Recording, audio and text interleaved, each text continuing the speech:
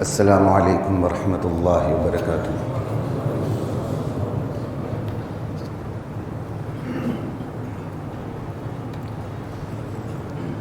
ان الحمد للہ نحمدہ ونستعینہ ونستغفرہ ونؤمن بہ ونتوکل علیہ ونعوذ باللہ من شرور انفسنا ومن سیئات اعمالنا من يهد الله فلا مضل له ومن يضلل فلا هادي له ونشهد أن لا إله إلا الله وحده لا شريك له ونشهد أن محمدا عبده ورسوله أما بعد فأعوذ بالله من الشيطان الرجيم بسم اللہ الرحمن الرحیم انما اموالکم و اولادکم فتنہ، بے شک تمہارے مال، تمہاری اولاد تمہارے لیے آزمائش ہے، واللہ عندہ اجر عظیم، اس آزمائش پر پورا اترنے کی کوشش کرو۔ دنیا میں جو کمی بیشی ہوگی اس کی پرواہ نہ کرو، اللہ کے ہاں تمہارے لیے اجر عظیم ہے۔ فاتقوا اللہ ما استطعتم، جہاں تک ہو سکے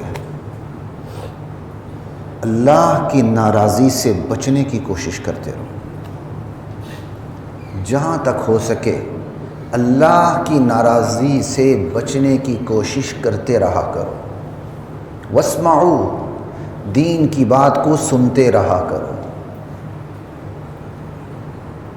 کہتے ہیں نا جی مولوی صاحب تقریر ہی کرتے رہتے ہیں، ہاں جی اب اپنی تقریر بس کر دیں جی، اور یہ بڑا مولوی بنا ہے، جب سے داڑھی رکھی بس یہ بات ہی کرتا رہتا۔ یہ واعظ، یہ نصیحت، یہ تو نبی کا مشن ہے، یہ تو نبی کا کام ہے۔ بادشاہت، حکمرانی تو چند نبیوں کو ملی ہے، باقی تمام نبی تو صرف واعظ و نصیحت ہی کرتے رہے۔ فاتقوا اللہ ما استطعتم، جہاں تک ہو سکے اللہ کی ناراضگی سے بچنے کی کوشش کرتے رہا کرو۔ واسمعوا، دین کی بات کو سنتے رہا کرو۔ وَأَطِيعُوا، سننے کے بعد ماننے کی کوشش کرتے رہا کرو۔ خَيْرًا لِأَنفُسِكُمْ، اس میں میرے بندوں میرا بھلا نہیں، تمہارا اپنا بھلا ہے۔ وَمَن يُوقَ شُحَّ نَفْسِهِ، جو اپنے نفس کے بخل سے، کنجوسی سے بچا لیا گیا، جو لوگ نفس کے بخل سے بچا لیے گئے، فَأُولَئِكَ هُمُ الْمُفْلِحُونَ، یہی لوگ فلاح یافتہ ہیں، کامیاب ہیں، یہاں بھی وہاں بھی۔ نبی کریم صلی اللہ تعالی علیہ وآلہ وسلم کی حدیث ہے، لِكُلِّ أُمَّةٍ فِتْنَةٌ، ہر امت کے لیے اللہ نے کوئی نہ کوئی آزمائش رکھی تھی، کسی نہ کسی چیز کو اللہ نے ہر امت کے لیے کوئی نہ کوئی چیز آزمائش کے ذریعے کے طور پہ رکھ دی تھی۔ وَفِتْنَةُ أُمَّتِي المال، میری امت کی آزمائش مال و دولت سے ہوگی، میری امت کی آزمائش مال ہے، مال۔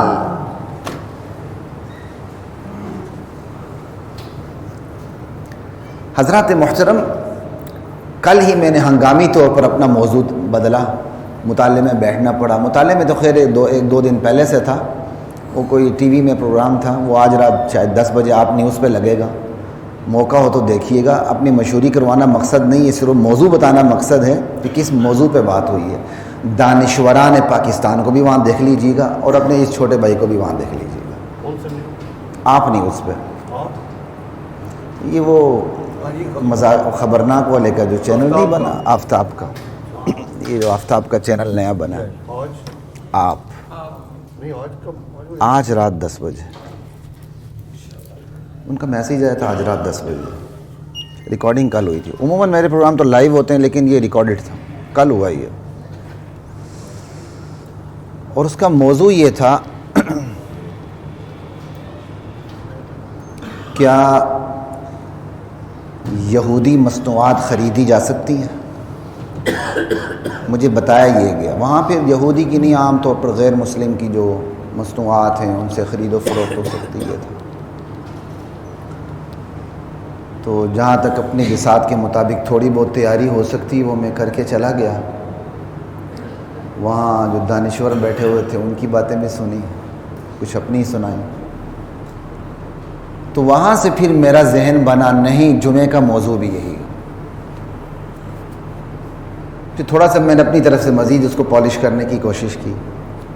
تو چونکہ مذاکرے میں تھوڑی سی ڈیبیٹ بھی ہو جاتی ہے. خیر وہ اینکر ایسے ہیں کہ وہ ڈیبیٹ میں نہیں آتی، بہت اچھے اینکر ہیں. وہ اینکر کا کام تو اینکر ہی ہوتا ہے، کوارڈینیشن. لیکن یہاں کا اینکر خود دانشور بن کے سامنے آتے ہیں نا، یہ بڑی مصیبت ہے پاکستان کے چینلز پہ. اینکر کا کام صرف کوارڈینیشن ہوتا ہے. اینکر کا مطلب یہی ہے، دیکھ لیجیے گا. جی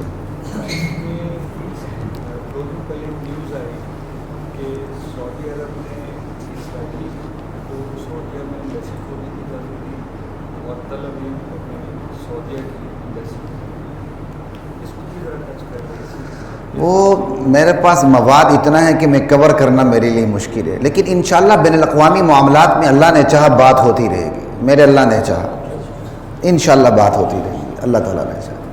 ٹھیک ہے نا.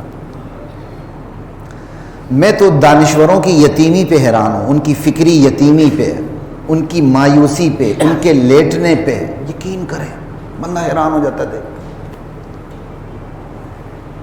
میں نے کہا نہیں پھر جمعے کا موضوع بھی یہ بنانا ہے. پھر وہ ایریل صرف والی بات بھی آ گئی کہ اس نے بھی شاید پردے کے حوالے سے کوئی گستاخی کی. رات میں اس کو سوشل میڈیا پہ دیکھ رہا تھا تو ایگزیکٹ ورڈنگ ابھی مجھے یاد نہیں ہے. ایریل صرف نے عورت کی پردہ چادر چار دیواری کے حوالے سے کوئی جملہ مارا ہے. وہ جملے مارتے رہتے نا، داغ تو اچھے ہوتے ہیں.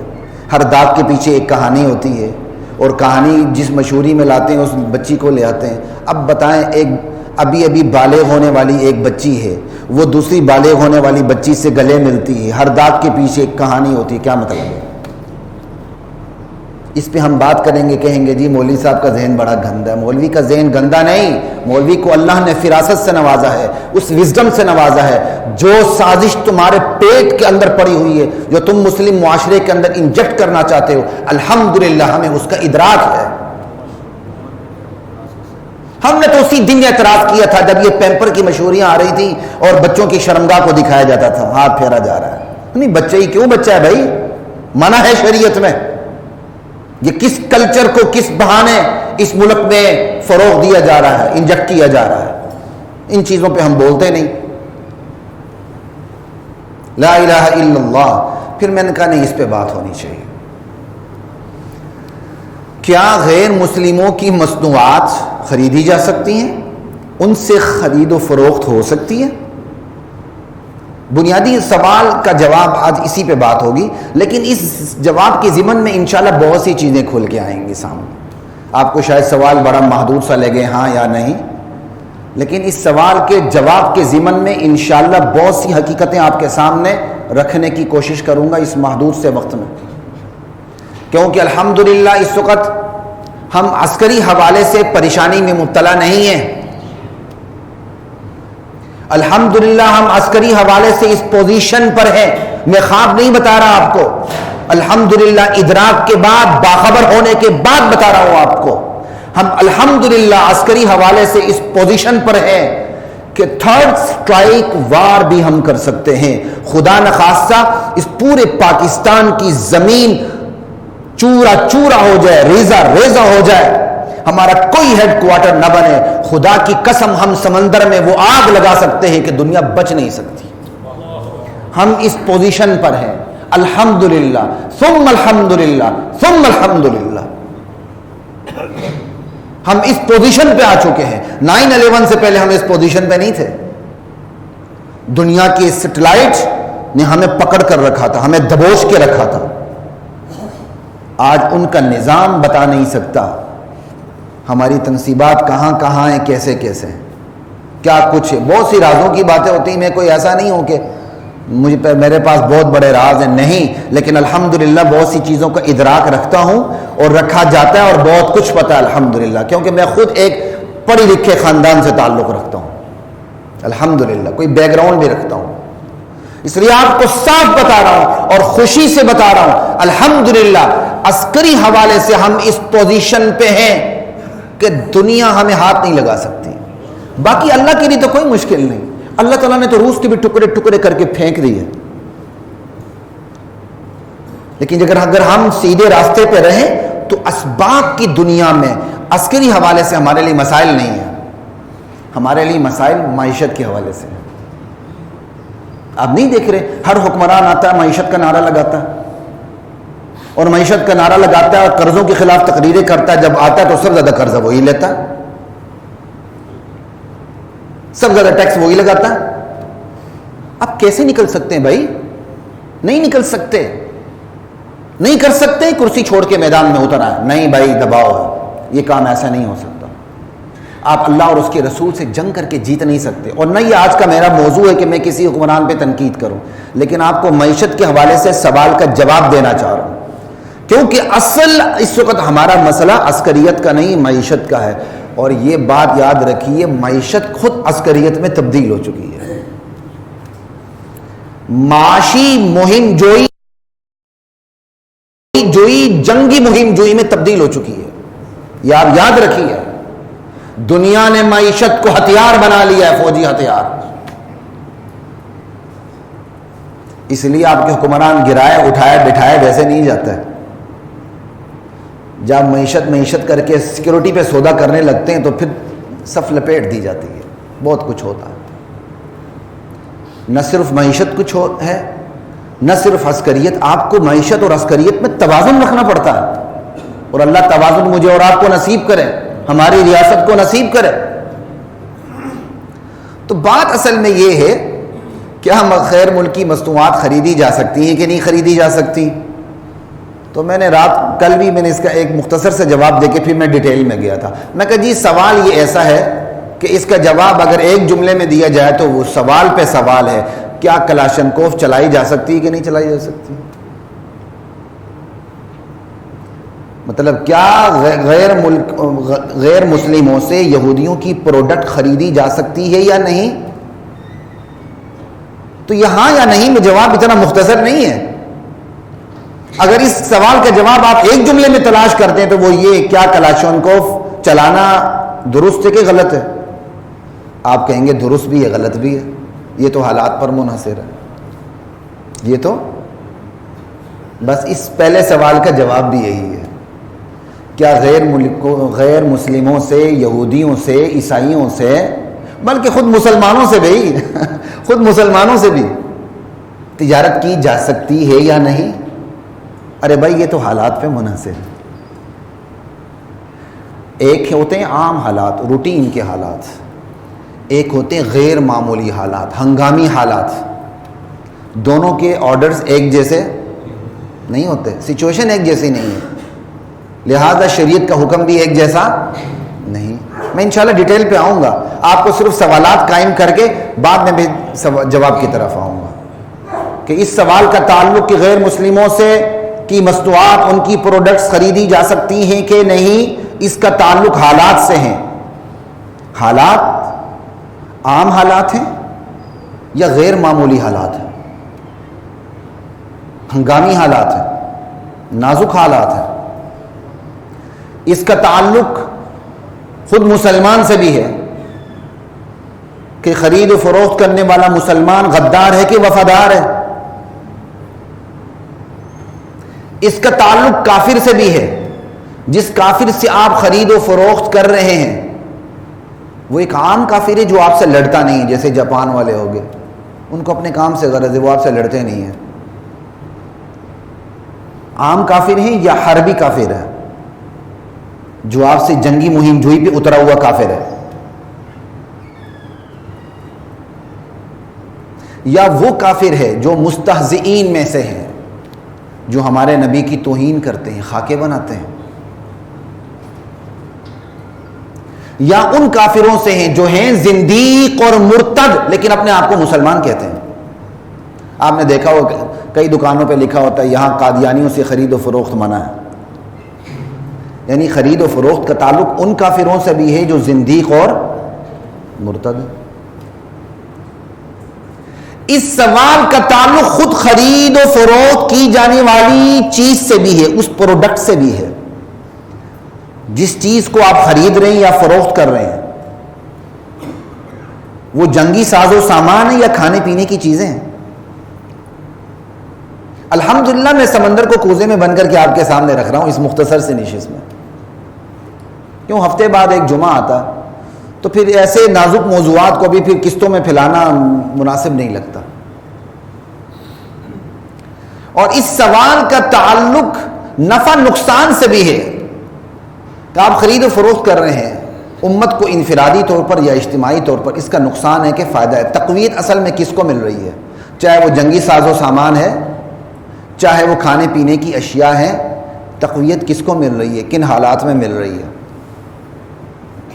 اس سوال کا تعلق اس سے بھی ہے کیا معاشی بائیکاٹ ممکن ہے. اس سوال کا تعلق اس سے بھی کیا معاشی بائیکاٹ کے فوائد ہیں. اس سوال کا تعلق اس سے بھی ہے کیا معاشی بائیکاٹ ہی کافی ہے.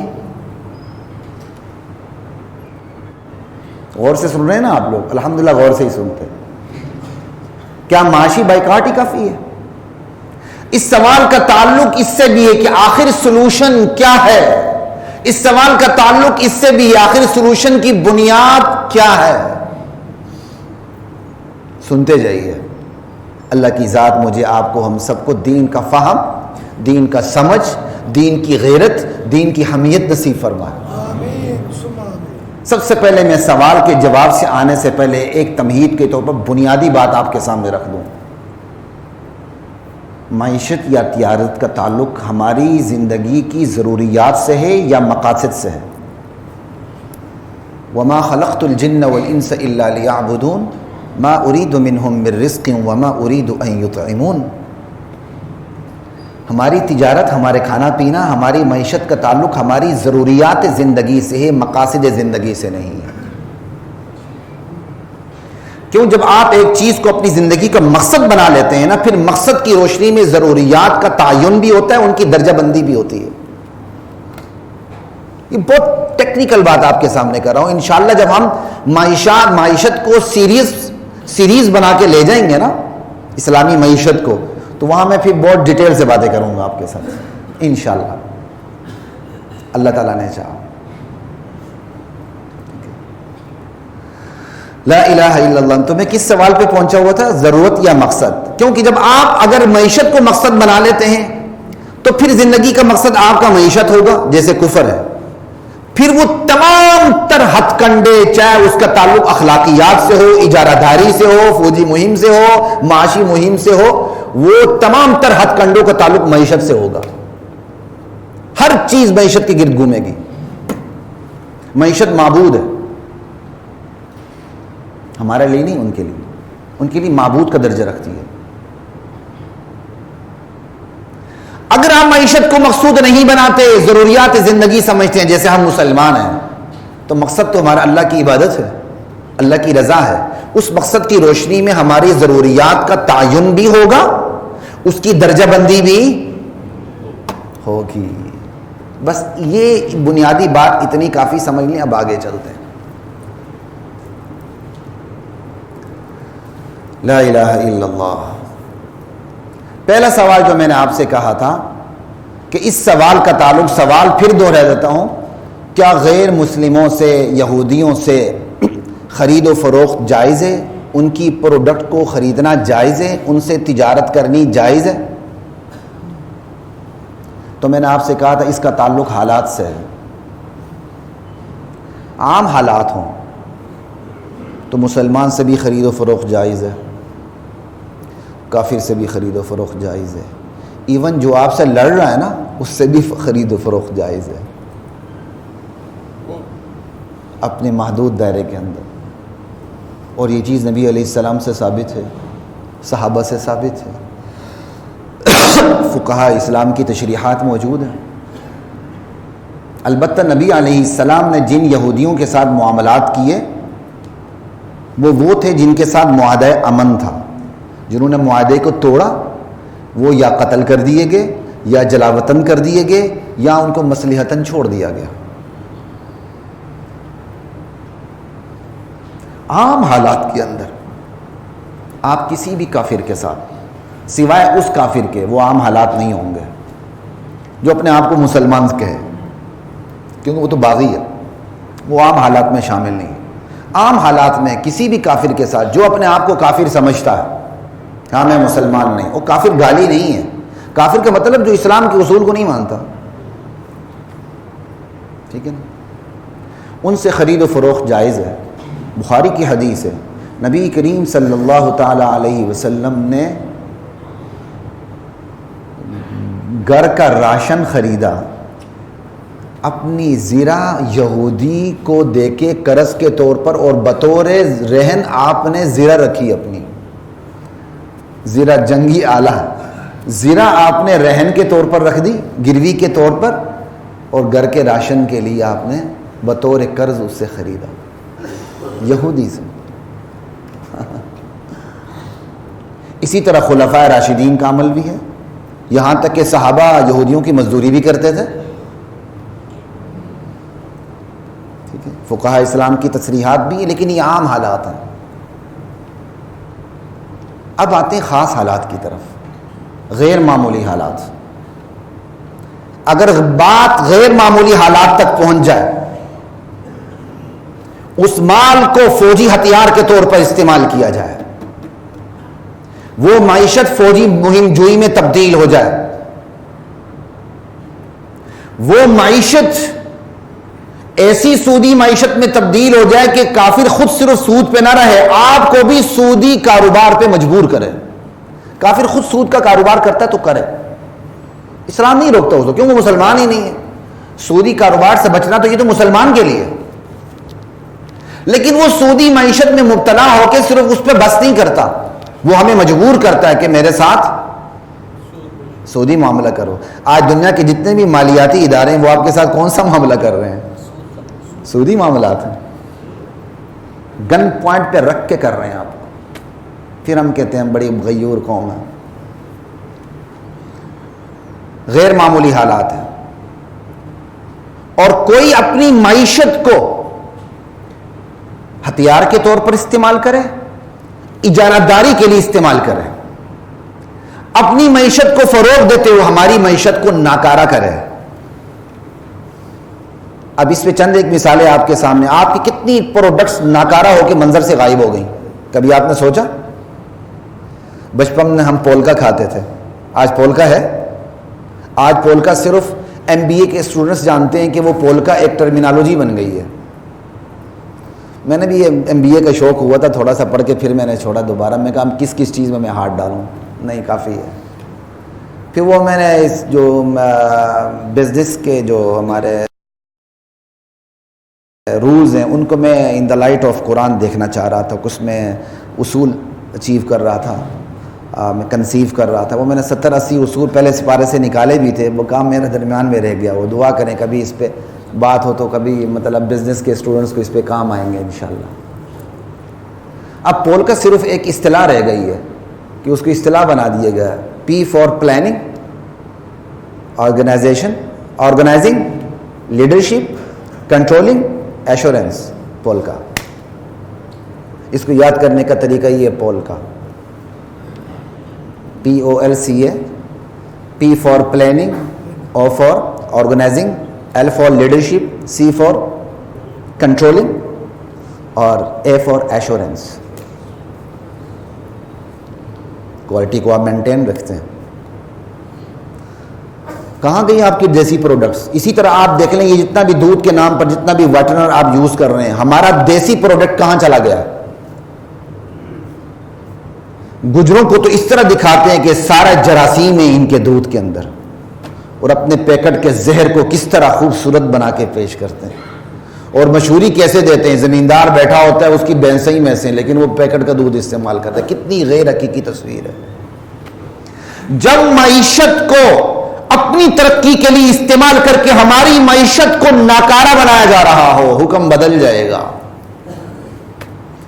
جب اپنی معیشت کے ذریعے ہمارے ایمان پہ ڈاکہ ڈالا جا رہا ہو، حکم بدل جائے گا۔ اپنے نظریات کو اپنی معیشت کے ذریعے انجیکٹ کیا جا رہا ہو، حکم بدل جائے گا۔ وہ اپنی معیشت کے ذریعے ہمارے نظریات کو تبدیل کر رہے ہیں۔ جب معیشت کے ذریعے اخلاق پہ، حیا پہ، ایمان پہ ڈاکہ ڈالا جا رہا ہو، حکم بدل جائے گا۔ یہ ہماری ماؤں بہنوں کا لباس جو مختصر سے مختصر ہو کے اس لیول تک پہنچ چکا ہے کہ باپ اپنی بیٹی کی طرف نہیں دیکھ سکتا اس لباس میں۔ یہ لباس کیسے پہنچا ہے؟ مشہوریوں کے ذریعے پہنچا کہ نہیں؟ ماڈلنگ کے ذریعے پہنچا کہ نہیں؟ امریکہ کے اندر سب سے زیادہ کیا کہتے ہیں جو فائدہ مند کاروبار ہے وہ ماڈلنگ کا ہے۔ ڈاکٹر اتنا نہیں کماتا جہاں کا وہ ماڈل کما رہا ہوتا ہے یا کما رہی ہوتی ہے، کیوں؟ وہاں تو ڈیمانڈ اینڈ سپلائی ہے، بس جو ڈیمانڈ وہ سپلائی کر دیں، یہ اکانومی ہے، وداؤٹ اینی کنڈیشن۔ اب آپ یہ دیکھیں جو ملٹی نیشنل کمپنیاں پاکستان میں کام کر رہی ہیں، کتنی بیہودہ اشتہارات وہ لگاتی ہیں اور کتنے بیہودہ اشتہارات وہ ہمارے چینل پہ دیتی ہیں۔ وہ اپنی معیشت کے ذریعے ہمارے اقدار کا جنازہ نکالتی ہیں، ہمارے ویلیوز کو تباہ کرتی ہیں، اپنی اقدار کو انجیکٹ کرتی ہیں، حکم بدل جائے گا۔ یہی غیر معمولی حالات، ان غیر معمولی حالات میں کسی بھی کافر تو چھوڑے، اگر مسلمان بھی ملوث ہو، اللہ ذوالجلال کی قسم ایسی مسلمان کی پروڈکٹ کو استعمال کرنا غلط ہے، غلط ہے، غلط ہے۔ اپنے ایمان پہ ڈاکہ ڈلوانا ہے، اپنے اخلاق اور حیا اور ویلیوز پہ ڈاکہ ڈلوانا ہے اور سودی معیشت کو فروغ دینا ہے۔ ان حالات میں شریعت آپ کو اجازت دینے کے لیے تیار نہیں، لیکن مجھے افسوس ہوتا ہے اپنی برادری پر بھی، جب ان سے آپ مسئلہ پوچھتے ہیں جی یہودیوں کی پروڈکٹ استعمال ہو سکتی کہ نہیں، وہ صرف ایک قادیانیوں کے بارے میں بہادر ہوتے ہیں، نہیں نہیں نہیں نہیں آپ قادیانیوں کی یہی استعمال نہ کریں، باقی کر سکتے ہیں۔ ارے بھائی ذرا دنیا میں آ کر دیکھو باقی کر سکتے ہیں یا نہیں۔ بین الاقوامی مسائل کس انتہا پہ جا چکے ہیں، آپ کو صرف قادیانی نظر آتے ہیں، آپ کو معیشت کے زور پر بے حیائی نظر نہیں آتی، آپ کو معیشت کے زور پہ سود نظر نہیں آتا، آپ کو معیشت کے زور پر اجارہ داری نظر نہیں آتی، آپ کو معیشت کے زور پر اپنے ملک کی جو دیسی پروڈکٹ ہیں ان کی تباہی نظر نہیں آتی۔ اگر مفتیان وقت کو یہ چیزیں نظر آئیں، میں مفتیان پہ تنقید نہیں کرتا، وہ ہمارا اثاثہ ہے، خود میں اسی برادری سے تعلق رکھتا ہوں، لیکن صرف پرانی کتابوں کو دیکھ کے فتویٰ دینا یہ بہرحال ظلم ہے اس عوام کے اوپر۔ اس عوام کو سچائی بتائی جائے، اٹھ کے آپ بتائیں کہ اس وقت غیر معمولی حالات ہیں، عام حالات کے احکام چالو نہیں ہو سکتے، سخت ترین فتوے دینے پڑیں گے اس حوالے سے۔ اب اگر یہ چیزیں مفتیان میں ہر مفتی کی بات نہیں کر رہا،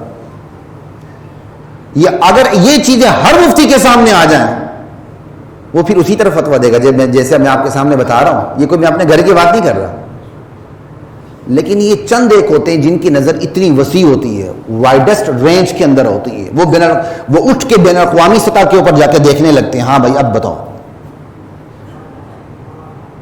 معیشت تو فوجی مہم جوئی میں تبدیل ہو چکی ہے، لا الہ الا اللہ واللہ اکبر۔ باقی ہم تو اس میں پڑھتے ہی نہیں ہے کہ حکمران کتنی کمیشن لیتا ہے، یہاں میکڈونلڈ بھی ہیں، KFC بھی ہیں، سب کچھ بھی ہے، انڈیا میں بھی ہے، وہاں برگر کتنے کا، یہاں برگر کتنے کا، وہاں ملٹی نیشنل کمپنیوں کے کیا کہتے ہیں کیا ریٹس ہیں، یہاں کیا ریٹس ہیں ان کے پروڈکٹس کے، اور بہت سی وجوہات ہیں، لیکن وجوہات میں سے ایک بہت بڑی وجہ حکمرانوں کا کمیشن کھانا ہے، ان پہ میں نہیں جاتا۔ تو غیر مسلموں کی پروڈکٹس استعمال کرنا درست ہے کہ نہیں، اس کا تعلق حالات سے بھی ہے۔ عام حالات میں تو درست ہے، لیکن غیر معمولی حالات میں جو میں نے آپ کے سامنے مثالیں دی ہیں وہاں بالکل ناجائز اور حرام ہے، کوئی گنجائش نہیں۔ اور اس سوال کا تعلق خرید و فروخت کرنے والے سے بھی ہے۔ پہلے میں مسلمان کی بات کر لیتا ہوں، گھر کے بندے کی خبر لے لیتے ہیں۔ یہ جو معیشت اور تجارت کرتے ہیں، چاہے اس کا تعلق انفرادی معاہدے سے ہو، ملکی معاہدے سے ہو، بین الاقوامی معاہدات سے ہو، اس کا تعلق خود مسلمان سے بھی ہے۔ کیا آپ کے معاشی کلیدی عہدوں پر ادھار کے بندے لا کے مسلط نہیں کی جاتے؟ جو آپ سے تو روپے میں تنخواہ لیں گے لیکن آلریڈی وہ ڈالر پاؤنڈ کے ملازم ہیں، وہ آپ کے روپے کی تنخواہ لیتے ہوئے ان کے ڈالر پاؤنڈ کی تنخواہ بند نہیں ہوتی، وہ آپ کی کلیدی اسامی پر ہوتے ہوئے باہر کے مفادات کے مکمل طور پر محافظ ہوتے ہیں۔ آپ تو وزیر اعظم تک باہر سے لاتے ہیں۔ معین قریشی کہاں سے آیا تھا جس کو اپنی ماں کی قبر کا پتہ نہیں تھا؟ اور بہت سے ایسے لوگ کہاں سے آئے جنہوں نے ایسے ایسے ایسے معاشی کیا کہتے ہیں مفادات دنیا کے سامنے رکھے کہ ہماری چونی ختم ہو گئی، ہماری دھونی ختم ہو گئی۔ کیا چار آنے کی مزید ہے؟ کہاں گئے چار آنے؟ چار آنے کی جگہ 500 کا نوٹ، 1000 کا نوٹ، 5000 کا نوٹ۔ یہ ظلم نہیں کہ اس معاشرے میں 5000 کا نوٹ آ جائے؟ معیشت کہاں چلی گئی ہے؟ پھر مسجدوں کے اوپر ٹی وی فیس، مسجدوں کے اوپر، تو یہ کس کے مفادات کا تحفظ ہو رہا ہے؟ کل ہی جب وہ مذاکرہ ہو رہا تھا تو مذاکرے سے پہلے انہوں نے مجھے کراس کوسچن کیا کہ آپ ٹیکس کے مخالف ہیں؟ میں کہا میں ظالمانہ ٹیکس کا مخالف ہوں۔ پہلا عادلانہ نظام تو لائیں، پھر سوال قائم ہوگا اب ٹیکس کی ضرورت ہے یا نہیں۔ وہ تو بات کی بات ہے بھائی، انشاءاللہ اللہ تعالیٰ نے چاہ ٹیکس سسٹم پہ بھی بات ہوگی۔ ٹیکس کے وکیل اچھی طرح تیاری کر کے آئیے گا، میں بھی تیاری کر کے آؤں گا انشاءاللہ۔ لا الہ الا اللہ واللہ اکبر۔ تو اس کا تعلق خود مسلمانوں سے بھی ہے، وہ مسلمان غدار ہے یا وفادار ہے؟ وہ جو معاہدات کر رہا ہے اس کا تعلق امت اس سے ہماری ملکی ریاست کو، امت کو نقصان ہو رہا ہے یا فائدہ ہو رہا ہے؟ obviously جب نقصان ہوگا تو اس کا معاہدہ ٹھیک نہیں ہے، فائدہ ہے تو ٹھیک ہے۔ اس کا تعلق کافروں سے بھی ہے۔ وہ کافر جو عام کافر ہے، آپ سے لڑتا نہیں ہے، ایون یہودیوں میں بھی ایسے کافر ہیں جو آپ سے نہیں لڑتے، آپ کو پتہ ہونا چاہیے۔ آپ دیکھتے ہیں نا لنڈن وغیرہ میں یہودی پلے کارڈ اٹھا کے کہتے ہیں فلسطین میں ظلم بند کرو۔ یہ یہودیوں کی ایک قسم ہے، اور ایک وہ قسم بھی ہے جو سمجھتی ہے کہ یہودی واپس فلسطین کیوں گئے ہیں؟ اللہ نے ہمیں وہاں سے نکال دیا تھا، اللہ کی مرضی، اب ہم زبردستی وہاں کیوں گھسیں؟ آپ کو پتہ ہونا چاہیے یہودیوں کی ایک قسم یہ بھی ہے۔ یہ تو صہیونی یہودی ہیں، اور صہیونی کے لیے یہودی ہونا ضروری نہیں ہے۔ جو یہودیوں کے سیاسی عزائم ہیں، جو ان کا فالوور ہوتا ہے وہ یہودی نہ ہو تو صہیونی ضرور ہوتا ہے، وہ صہیونی ان کی اصطلاح ہے۔ اس پہ پھر کبھی انشاءاللہ بات ہوگی، شاید دجال پہ بات کرتے ہو، میں نے اس پہ باتیں بھی کی تھیں آپ سے۔ لا الہ الا اللہ۔ تو ایک عام کافر ہے، ٹھیک ہے، اس سے آپ معاہدہ کر رہے ہیں، یا وہ کافر ہے جو آپ کے ملک میں آپ کا ذمی ہے، آپ اس سے معاہدہ کر رہے ہیں، جائز ہے۔ ایک حربی کافر ہے، لیکن اس حربی کافر سے انفرادی طور پر آپ کو کوئی نقصان نہیں ہو رہا، یا اس کے ساتھ معاہدہ کرنے سے آپ کو ہی فائدہ ہو رہا ہے، اصل فائدہ آپ کو ہو رہا ہے، ٹھیک ہے، کوئی حرج نہیں۔ یا وہ کافر ہے جو زندیق اور مرتد ہے لیکن اپنے آپ کو مسلمان کہتا ہے، جیسے مرزائی، ان سے کسی بھی صورت میں خرید و فروخت جائز نہیں، ان سے میل جوڑ رہن سہن ناجائز ہے۔ ہاں، ان سے ہمدردی رکھتے ہوئے ان کو دین کی دعوت دیں، محبت نہیں، ہمدردی اور ہوتی، محبت اور۔ کہ مرزائیوں کے بارے میں مجھ پر ہی فتویٰ نہ لگا دینا، کوئی ڈنڈا اٹھا کے آئے گستاخ رسول ہے، یہاں تو سب سے آسان کام یہی ہے۔ نبی امت سے ہمدردی رکھا کرتے تھے۔ آپ انہیں دین کی دعوت دیں، قبول نہیں کرتے راستے علیحدہ کر لیں، لیکن دعوت کو نہ چھوڑیں، دین کی دعوت کو، دین کی دعوت کو نہ چھوڑیں۔ تو زندیق اور مرتد سے، جیسے ہمارے بعض دکانوں پہ لکھا ہوتا ہے یہاں مرزائیوں سے سودا نہیں ہوتا، بڑا اچھا لکھا ہوتا ہے، لکھ دیں آپ، جو جی ہمارے دین کی توہین کرتا ہے، ہمارے نبی کی توہین کرتا ہے، ہمارے نبی کے صحابہ کی توہین کرتا ہے، اس سے یہاں خرید و فروخت نہیں ہے۔ لکھا کریں، بڑی اچھی بات، لڑا نہ کریں، لکھا کریں۔ انفرادی طور پر آپ بہت بہترین مقابلہ کر رہے ہیں، یہ تو ایک ایسا پرامن مقابلہ ہے بائیکاٹ کے ذریعے کہ آپ اس کو نصیحت بھی دے رہے ہیں اور اس کو معاشی نقصان بھی کر رہے ہیں، اس کو جھنجھوڑ کے دین کی طرف بلا بھی رہے ہیں۔ یہ تو بڑا پرامن طریقہ ہے، اور یہ دنیا کا لیگل طریقہ ہے پرامن، بڑا اچھا طریقہ ہے، کریں آپ. لیکن پھر آپ کہیں گے اوہو یہ تو پھر چونی جیب سے گئی فائدہ نہیں ہو رہا، گاگ مڑ گیا. یہی تو امتحان ہے. لا الہ الا اللہ. تو اس کا تعلق خود جو چیز آپ فروخت کر رہے ہیں، خرید رہے ہیں، اس سے بھی ہے. آپ ایک چیز فروخت کر رہے ہیں اور کافر کو ہے وہ جنگی ساز و سامان جو آپ پر ہی استعمال ہونا ہے، ناجائز ہے. آپ کی ٹیکنالوجی چوری ہونی ہے، ناجائز ہے. فقہاء نے صاف لکھا ہوا. ہاں جو چیز فروخت کر رہے ہیں اس کا تعلق کھانے پینے کی چیزوں سے، پہننے کی چیزوں سے. امام ابو حنیفہ تو اس کی اجازت دے دیتے ہیں، یعنی حنفی سکول آف تھاٹ میں اس کی اجازت ہے. شافی سکول آف تھاٹ میں اس کی بھی اجازت نہیں ہے. وہ کہتے ہیں آپ کھانے پینے کی چیزیں ان کو دے رہے ہیں جس طرح جنگی ساز و سامان سے ان کو تقویت مل رہی ہے، اس سے بھی ان کو تقویت مل رہی ہے. لیکن انصاف سے دیکھا جائے تو اس کا تعلق دراصل حالات سے ہی. امام ابو حنیفہ کے اپنے وقت میں حالات اور تھے، امام شافعی جو بعد میں آئے ان کے اپنے وقت میں حالات اور تھے. انصاف سے دیکھا جائے تو اس کا تعلق حالات سے.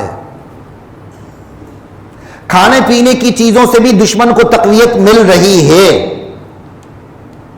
تو پھر تو ناجائز ہے اس کی خرید و فروخت بھی ان کے ساتھ.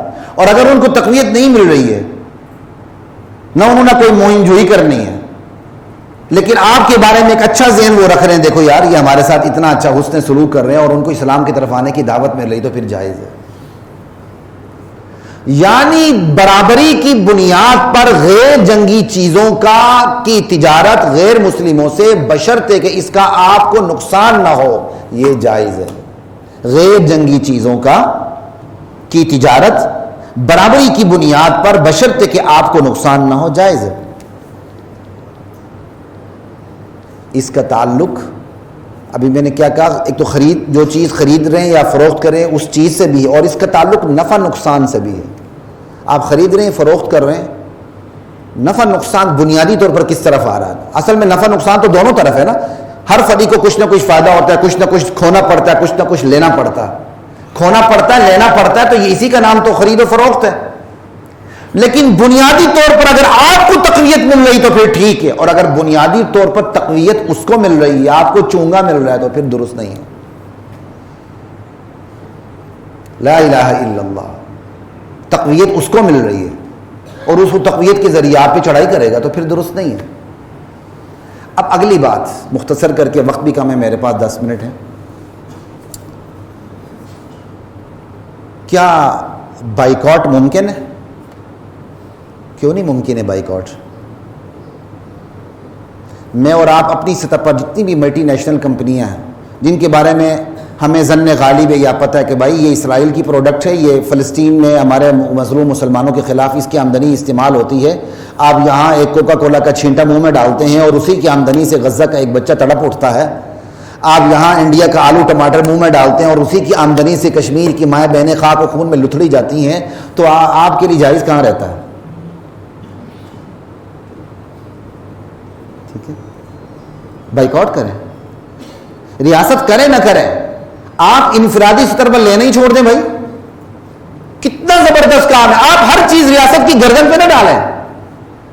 بہت کام، کچھ نہیں، بہت سے کام ہماری گردن پر ہے، بہت سے کام ہماری گردن پر ہے.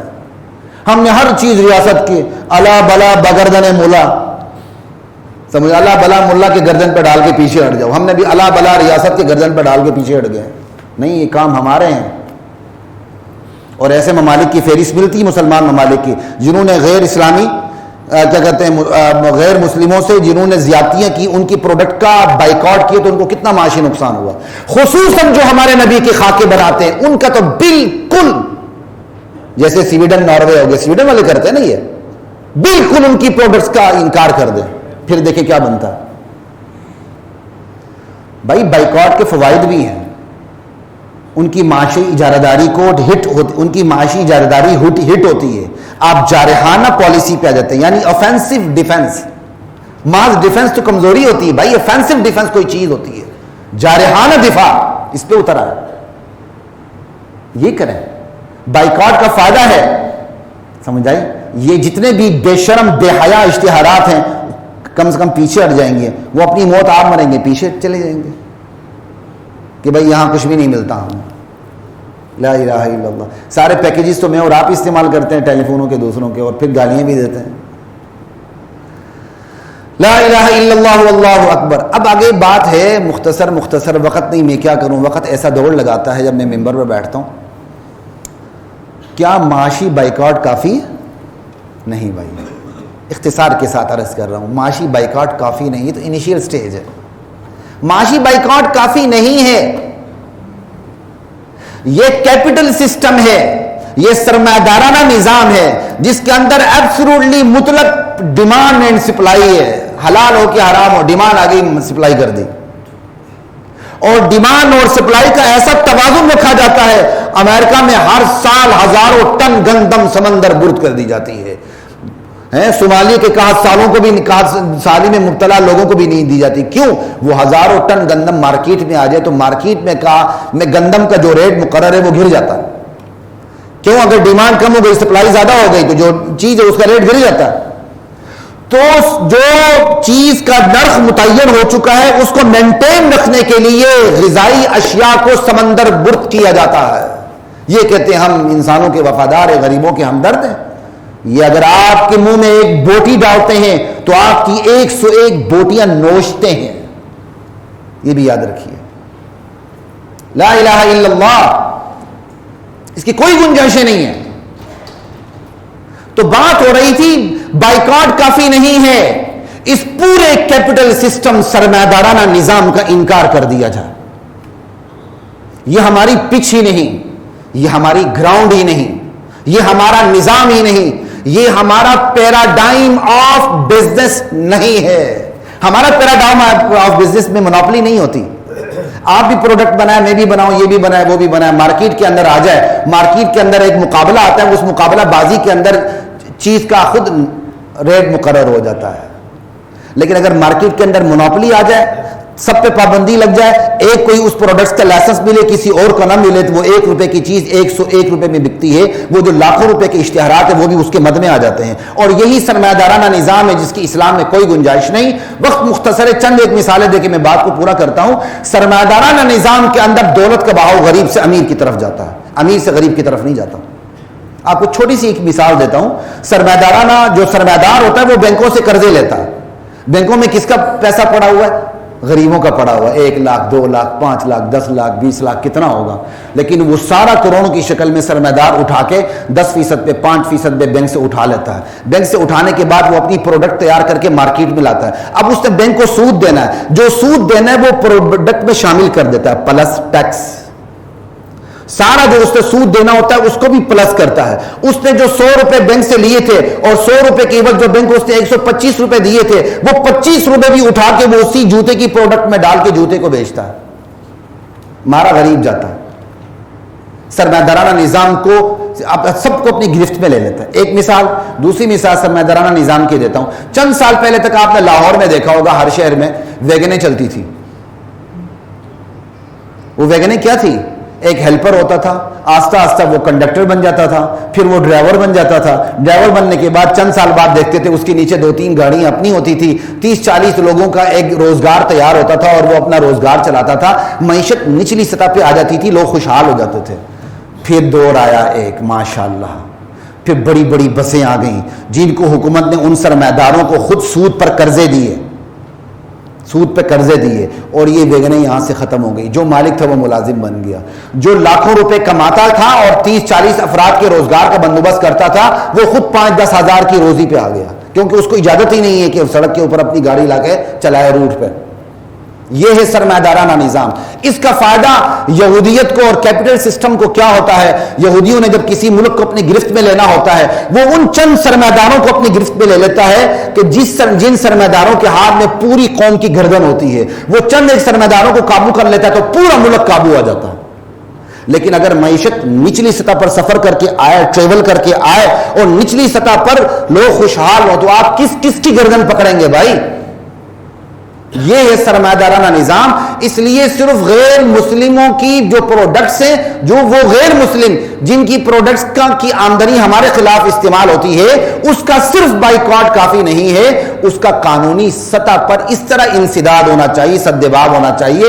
آپ تشریف رکھیں, توجہ خراب ہو رہی ہے, اور آپ نے کوئی اور نعرے شارے نہیں لگانے, بالکل یہاں اجازت نہیں ہے, سرکاری مسجد ہے.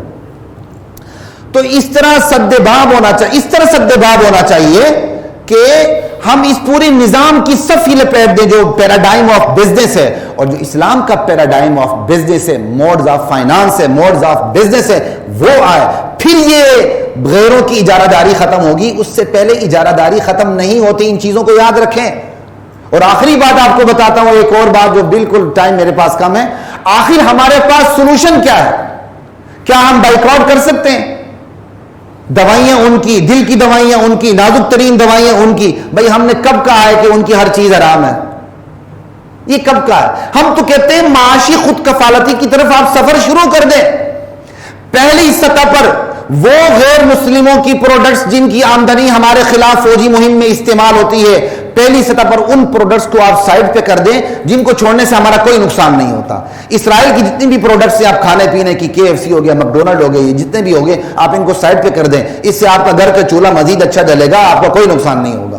ہاں, آپ کی بیوی کو پسینہ ضرور آئے گا, اس کو تھوڑا سا آپ ہمت کریں, اس کے پسینے کو کہیں برداشت کریں. سمجھ آئی بات کی؟ پہلی سطح پر تو آپ یہ کام کریں. دوسری سطح پہ یہ کام کریں جو ان کی پروڈکٹس مشکل کس سے چھوڑی جا سکتی ہیں, گریجولی چھوڑتے چلے جائیں. دیسی پروڈکٹس پہ گریجولی آئیں. اور تیسرا یہ ہے جو ان کی پروڈکٹس ہم چھوڑ ہی نہیں سکتے, ہمارے پاس اس کا الٹرنیٹ نہیں ہے, تو برابری کی بنیاد پر ان سے بارگیننگ کریں. بھائی ہماری مارکیٹ میں آپ کی چیز آ رہی ہے, لہٰذا آپ کی مارکیٹ میں ہماری چیز بھی جائے گی. یہ تب برابری ہوتی ہے. یہ طریقہ ہے. لا الہ الا اللہ واللہ اکبر, یہ سولوشن ہے. اور آخری سولوشن اسلام کے حوالے سے ایک اور دیتا ہوں, مقاطعہ اور مواخات. ہمیں نبی علیہ السلام کی سیرت سے ملتا مقاطعہ. بعض صحابہ سے چند ایک ایسی غلطی ہوئی کہ نبی علیہ السلام نے ان کا بائیکاٹ کروا دیا تھا, یہاں تک کہ ان کی بیویوں کو حکم دے دیا گیا تھا کہ ان کے قریب نہیں جانا رات کو. رات نہیں, ویسے ان کے قریب نہیں جانا, یہاں تک مقاطعہ, بائیکاٹ. تو جو پروڈکٹس کی آمدنی, جن پروڈکٹس کی آمدنی ہمیں نقصان دیتی ہے, ان کا تو بائیکاٹ ایک. دوسرا مواخات.